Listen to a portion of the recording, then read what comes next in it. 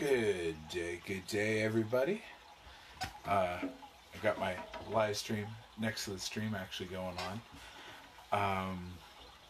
So once again, thank you for joining me on April 22nd.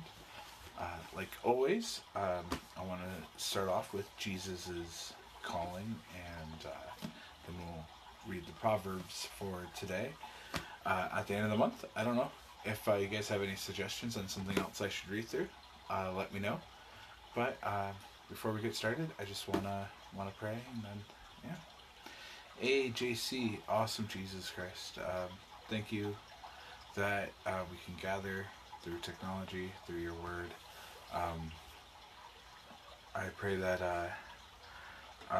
myself and somebody else on this stream, everybody on the stream, can get inspired by something in today's afternoon devotional, whether it's from Jesus's calling or from your word. I pray that you can help with all of that, and use this time to glorify you and to help bring us all just a little bit closer, and help us focus on you for now and for the rest of the day. Thank you very much. Amen. All right. Well,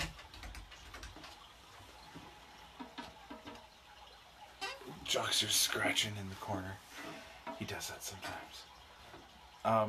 But yeah, thank you for joining. So I'm going to get started with Jesus is Calling for April 23rd. I can't believe that it's already the 23rd. Holy cow.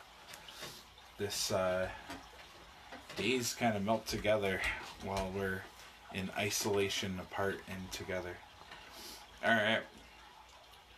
Keep your eyes on me, not only for direction, but also for empowerment. I have led you to do something without equipping you. I never lead you to do something without equipping you for the task. That is why it's so important to seek my will in everything you do.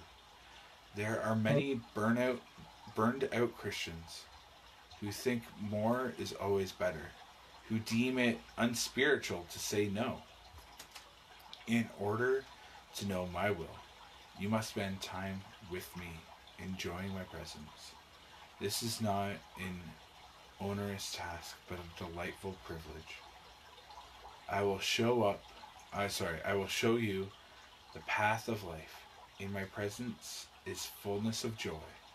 At my right hand are the pleasures forevermore. So, 3 Bible verses inspired that. Psalm 141:8. But my eyes are fixed on you, O sovereign Lord. In you I take refuge.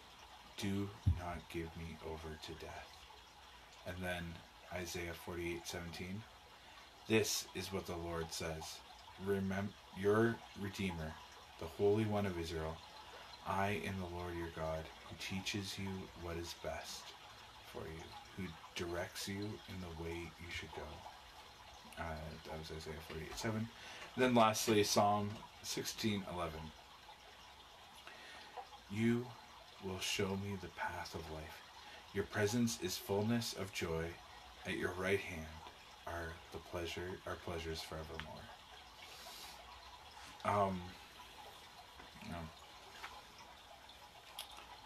For me, a couple of things that this is kind of saying.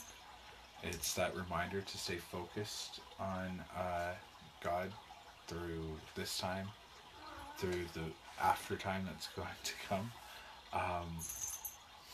Through all the trials and tribulations, when we stay focused on God, we can find empowerment and we can find joy. And it's okay to say no. It's not unspiritual to say no sometimes.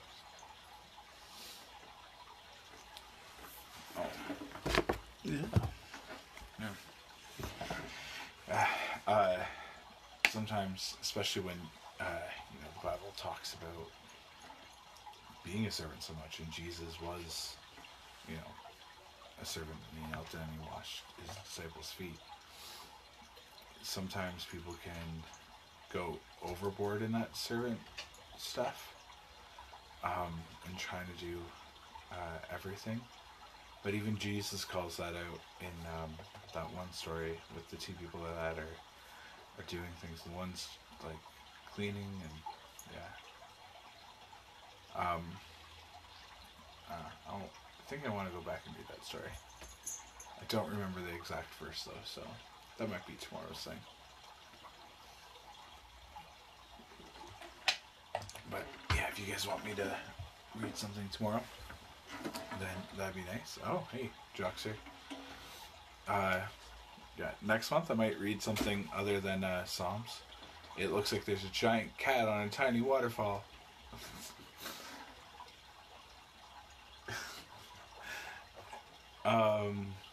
Alright, so I'm gonna read Proverbs 23. Hopefully you guys have, I'll give you guys a little bit more time to flip to it. But yeah, it seems like the weather's getting slightly better. I look forward to hopefully taking my bike out on Saturday if I can. Well, maybe I can't, I don't know. Sunday at the very least. And then the new hat and shirt that I'm getting, that I ordered like well over a month ago, they're apparently going to be here on Monday, so that'd be exciting. I'm excited to do that. So the hat says famous enough, and then there's a little tag on it that says known by God. So I'm looking forward to rocking that one. And then the shirt, it in kind of a stylized writing, it says worship, and I'm like, all right, that's kind of cool too. It wasn't my first choice, but they didn't have my first choice in my size. It's some really cool stuff though. But anyways, yeah, Proverbs 23. So hopefully you guys grabbed a Bible,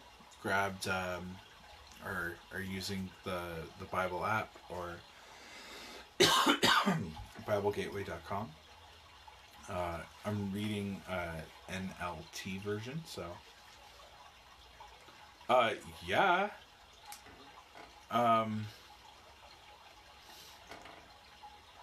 Oh yeah, my cat's are. But yeah, this one's Joxer, purebred Siamese. That is a half Siamese cat, and his name is Mr. Gray. Sometimes he answers more to Bud though. And then I have one other one, purebred Siamese, and her name is Milu.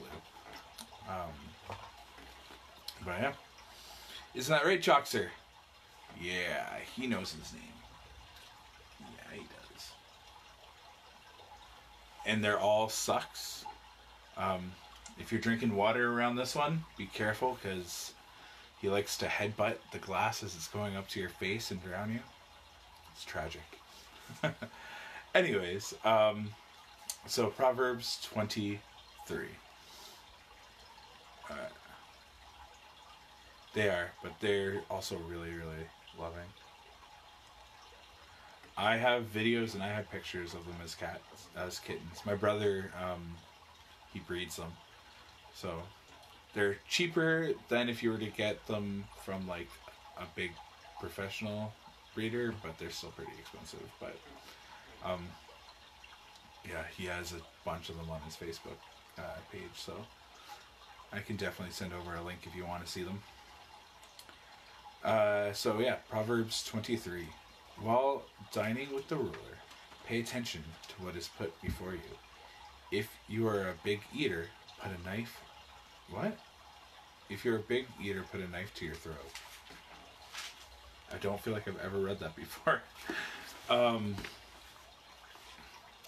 Yeah, I want to read that again, because I'm just like, wait, what? While dining with a ruler, pay attention to what is put before you. If you are a big eater, put a knife to your throat. I honestly don't feel like I've ever read that before in my life. I'm kind of like, wait, what? Don't desire all the delicacies, for he might be trying to trick you. Ah, there we go. put that together. Kind of a Pan's Labyrinth situation. And since we're still at the beginning, yeah, I'll let you know when the next batch of kittens are. But yeah, and he raises them with 2 giant dogs, so they have no fear, and they're super. They love humans. The neighbors come over with little kids, and they play with them all the time, and like they're just always around other creatures and other things. The best thing to do is take like a little light and get all the kittens to run across the house, because like they don't know how to stop or anything yet. But my favorite kitten story, since we're putting this on pause, so one of my brother has like 2 like Beethoven type dogs, and it like helps the kittens like get up to places that it can't go. Like a cat will be trying to like get somewhere, and then he'll like put his nose underneath and lift them up, right? So the kittens love him, and they'll sleep on him because he's big, fluffy, and everything. But the dog, and he's super careful unless somebody comes to the door, and then it's just like, what? So we were sitting there. It was around like Christmas time, and there's like 5 kittens all sleeping on this big dog. And then someone came to the door, and he shot up like, what? And there was just kittens flying everywhere throughout the room. They were all okay, but it was just like a kitten bomb exploded in the middle of the room around Christmas time. It was kind of hilarious. They were all healthy. Actually, he was one of them. Yeah, you were, Joxer. You don't even remember that. But anyways, so I'm going to continue from 4. Don't wear yourself out trying to get rich. Be wise enough to know when to quit. In the blink of an eye, wealth disappears, for it will sprout wings and fly away like an eagle. Don't eat with people who are stingy. Don't desire their delicacies. They are always thinking about how much it costs. Eat and drink, they say, but they don't mean it. You will throw up what little you have eaten, and your compliments will be wasted. Don't waste your breath on fools, for they will despise the wisest advice. Don't cheat your neighbor by moving the ancient boundary markers. Don't take the land of defenseless orphans, for their Redeemer is strong. He himself will bring their charges against you. Commit yourself to instruction. Listen carefully to the words of knowledge. Don't fail to discipline your children. The rod of punishment won't kill them. Physical discipline may well save them from death. My child, if your heart is wise, if your heart is wise, my own heart will rejoice. Everything in me will celebrate when you speak what is right. Don't envy sinners, but always continue to fear the Lord. You will be rewarded for this. Your hope will not be disappointed. My child, listen and be wise. Keep your heart on the right course. Do not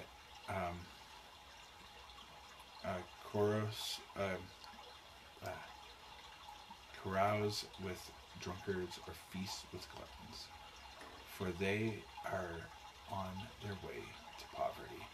Too much sleep clothes them in rags. Listen to your father who gave you life, and don't despise your mother when she is old.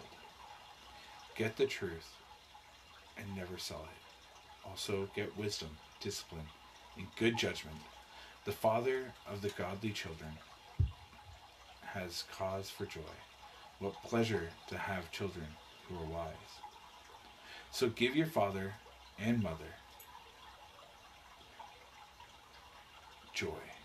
So give your father and mother joy. I was like, wait a second, I read something weird. May she who gave you birth be happy. O my son, give me your heart. May your eyes take delight in following my ways. And Joxer is playing with the bag, so 1 second. Joxer! Yeah, don't play with that bag, please. Found it.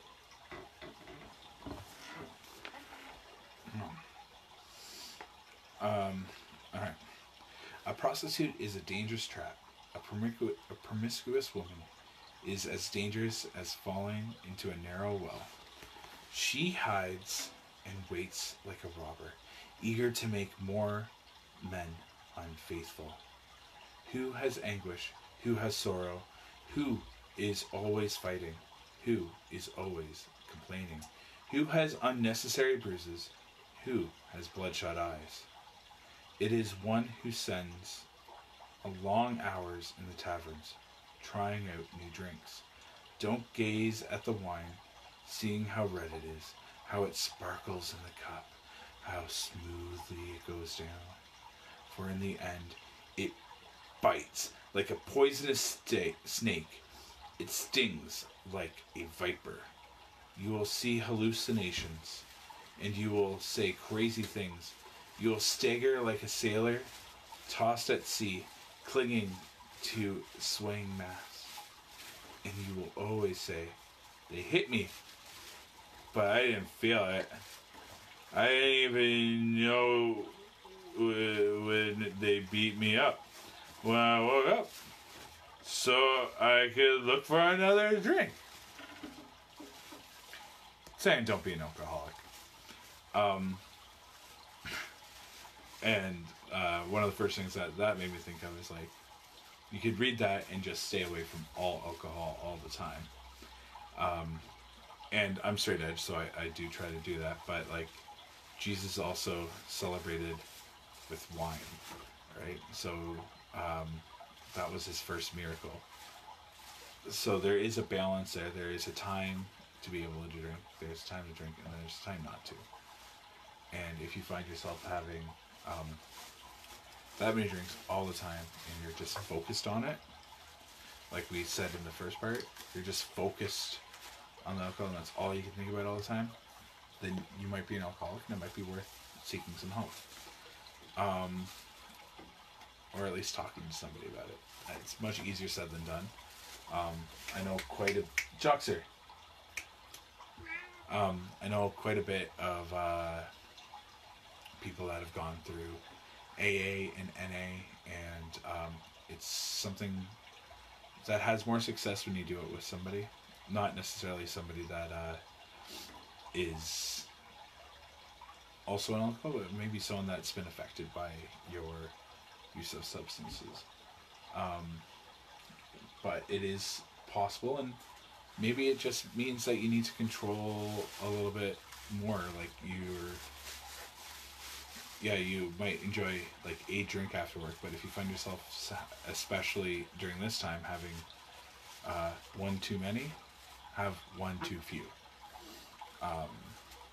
It's very easy for me to say that here because I'm not in it, I'm not doing it, right? So, but yeah, if you find yourself kind of doing that, I would suggest at least talking to somebody, thinking about maybe getting a little bit of extra help if you might need it. It's hard to do that type of stuff on our own. And then,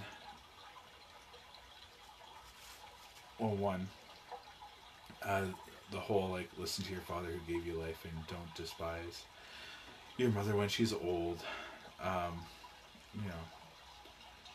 Don't forget about your parents as you're growing up. Some people do. It's hard right now because my mom is in a nursing home and I can't see her, but I still try to talk to her at least once a day.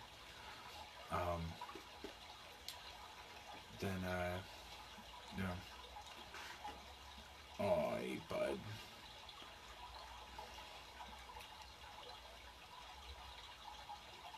And then one of the big things for me that kind of jumped out of this is Proverbs 23:23. Get the truth and never sell it. Also, get wisdom, discipline, and good judgment. Get the truth and never sell it. That doesn't mean don't give it away for free. The truth is a renewable resource. Jesus comes down and he calls himself the truth, because we're not supposed to sell Jesus. We're not supposed to get something in return for selling Jesus.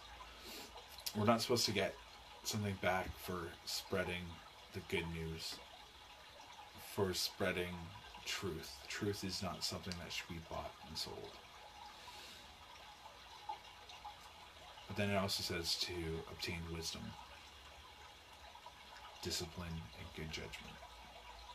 We can model those, but they're not necessarily something that we can give away sometimes for free. Sometimes, wisdom and discipline could come from school and some other things, but get the truth and never sell it. That really jumped out at me. But something else that jumped out at me was verse 4 and 5, because they refer back to Matthew, or refer forward to Matthew 6, 19, and 21. So I'll reread 4 and 5. Don't wear yourself out trying to get rich. Be wise enough to know when to quit. For in the blink of an eye, wealth disappears. For it will sprout wings and fly away like an eagle. Solomon advises against pursuing riches because wealth disappears and can fly away like an eagle. Jesus later warns, don't store up treasures here on earth, where moths eat them and rust destroys them, and where thieves break in and steal. And that, once again, referred back to forward to Matthew 6, 19, and 21. There's so many phrases for like, where did the money go? Where's the money? It just seemed like it flew out of my pocket. And a lot of money management is just watching where your money goes. Same with a lot of food, like weight loss stuff, is actually paying attention to where your money goes, or what goes in, what goes out, right? And then I think that's the same for a lot of things in life. If all you do is you surround yourself with garbage, garbage is going to come out. If all you do is you surround yourself with,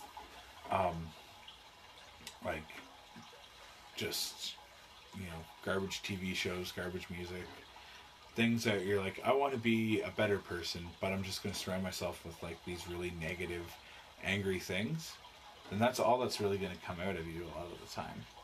That's why it's important to spend a bit of time in those situations, but then also just saturate yourself with prayer and like actually spend time reading the Bible, actually spend time.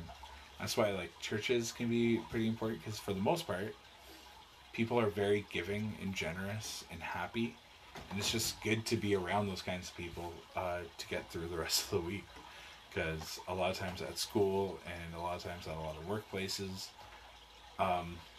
there's a lot of negativity surrounding you all the time.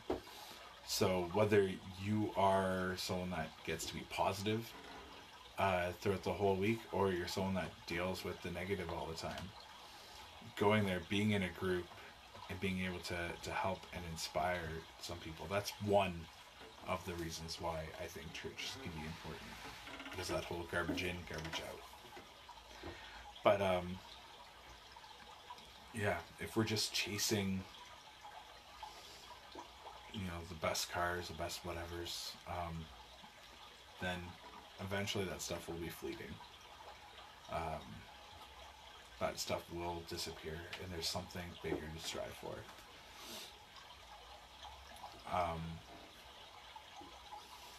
There's impacts that it's always better when you have a story that has other people in it. Like even me getting my jaw broken, that I had 2 friends with me, so there's 3 of us. And then going to the hospital, there was all like the nurses and stuff. But my favorite part of my jaw getting broken story is what happened a few weeks later at church when my jaw was like, and I was like,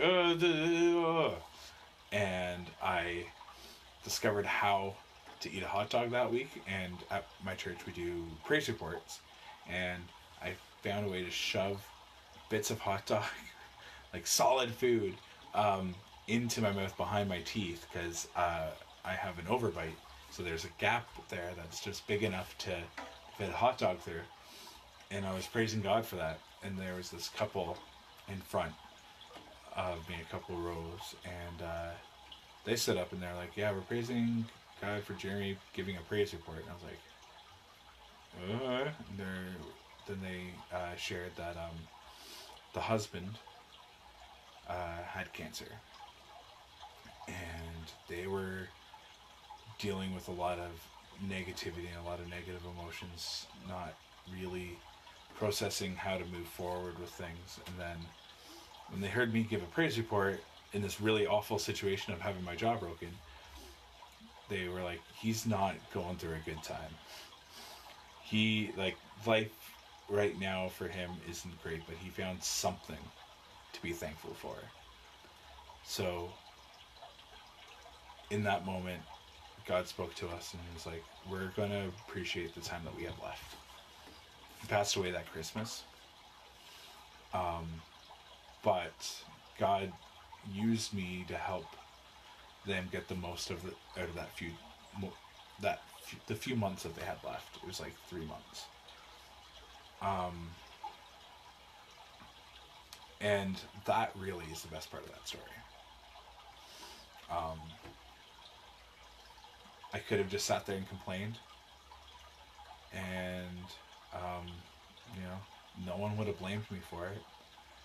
But I found something to be joyful about, something to give praise for. And sometimes you gotta look, because sometimes it can be tough. I'm not saying it's going to be easy. Right now, if you have a lot of anxiety and depression, it can be really hard. But there'll be something to be thankful for. If you're missing, your boyfriend or your parents or your children, it can be tough. Because, you can't see them right now. And, that sucks. But, you know what? We're all kind of in this together, and there can still be moments of joy. Whether that's going, you know what, I'm going to learn a new skill and I'm going to figure out Google Meets or whatever it is that you use. Awesome. I've never live streamed before. This is a new skill to me.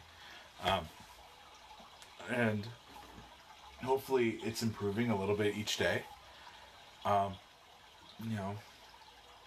actually hung that up in here so that, it looks good. And then I found this to be able to still do the live stream by the stream, because I like that pun for when the weather's not good, and that way I can continue to maintain stuff. My cats are loving being a part of it. Well, Gray's just fallen asleep, but that makes me feel like a pastor. That's just the ongoing joke, right? But anyways, thank you guys for joining. I'll pray for you, and then we can part ways. So thank you guys very much for joining. Any prayer requests, anything that you're finding joy in today, leave a comment, private message me. And if next month, as it's approaching quickly, this time next week, we're going to be done Proverbs. So if there's something that you want me to read next, let me know. And alright. AJC, awesome Jesus Christ. I thank you that we can connect together today by the live stream to kind of refocus and focus on you.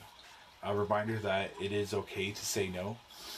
It is okay to take a break. It's okay not to pursue what everyone else seems to be pursuing, but to refocus on you. The reminder to honor the people that have raised us, and to not forget them as we get older.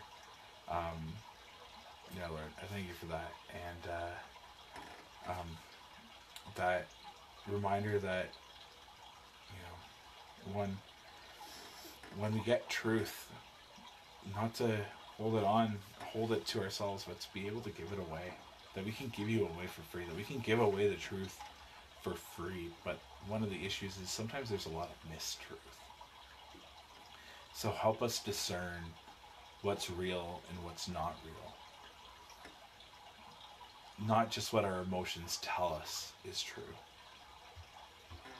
but help us to actually figure that out. For those that are having a rough time mentally, emotionally, spiritually, physically, I pray that we can find, and even people that are having a good time, that we can find ways to be grateful and to be joyful in something that we appreciate. When we focus on you, Lord, when we say no to things that are distracting us, and we say yes to you, and we focus on you, we can find empowerment, we can find purpose, and we can find joy. And I pray that you can guide and direct us in that. I lift up all the frontline workers. Before we started the live stream today, I was having a conversation with one person that works at one of the stores in town, and they are just, amazement's the wrong word, but a negative way of saying amazement at the lack of people caring about social distancing and about protecting themselves and protecting others. No matter how crazy things get, can Lord use us to kind of help others get it. For the ones that aren't, or having those momentary lapses of judgment, I pray that you can help them out, especially the people that are just surrounded by hundreds and maybe even thousands of people each day at the stores, and the ones in the hospitals and all the emergency relief, like everyone that's just kind of dealing with this and on the essential lines. I pray that when they see the stupid, that they don't picture everyone as stupid and they give up and they feel panicked and they feel stressed and they feel in danger, but they can see the ones that aren't being stupid, the ones that are respecting them and respecting others and doing what they can to protect themselves and protect others. The ones that are coming in with, just themselves and not bringing their family unless, or they have little kids with them, but they kind of go, okay, that's what needed to get done today. But they don't, just see that one person who's making a mess and disheartening everyone else. I pray that they can see the joy today. And I pray for protection. I thank you that it seems like Ontario, it has made it through the first wave, and now we're on the down scale, and it's going to take a while for the patients and for people not to jump the gun, especially as some other countries seemingly jump the gun, and it's going to be difficult, Lord, and I pray that we can be patient. Patience is a virtue. I pray that we can be patient. All right, Lord. Thank you very much once again for joining. Let me know if that actually was good, if it added anything, but especially let me know if that took away from anything. If it didn't take away, then I just might keep it. If it added, I definitely will, or I might find different versions. But yeah, thank you very much for joining me. Honestly, it's great. I love being able to do this, and thank you for inspiring me to kind of keep my head up. All right, have a great day. Hopefully this helps keep you focused on God for the rest of the day, and hopefully you can find reasons to be joyful and reasons to give thanks. And Rachel, I will send you some pictures of the kittens. All right, later.